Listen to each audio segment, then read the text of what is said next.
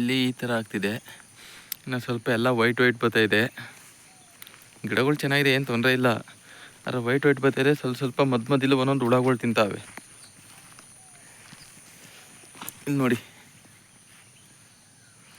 ಇಲ್ಲಿ ಮತ್ತು ಇಲ್ಲಿ ಇಲ್ಲಿ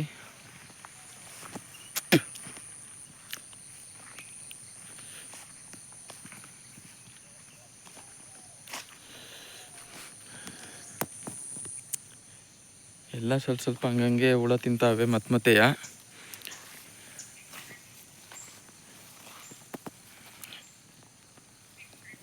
ಇಲ್ಲಿಂದ ನೋಡಿ ಕೆಳಗಡೆ ಹೊಲದಲ್ಲಿ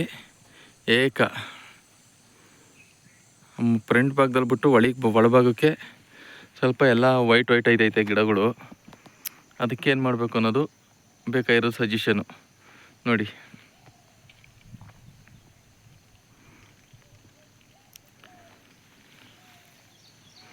ಗಿಡ ಏನೇನು ಅಷ್ಟೊಂದು ಕಳಪೆ ಆಗಿಲ್ಲ, ಚೆನ್ನಾಗೇ ಇದೆ ಗಿಡ. ಆದರೆ ಸ್ವಲ್ಪ ಮಧ್ಯದಲ್ಲಿ ಹುಳ ತಿಂತಾವೆ ಮತ್ತು ವೈಟ್ ಆಗ್ತಿರೋ ಅಂಥದ್ದು.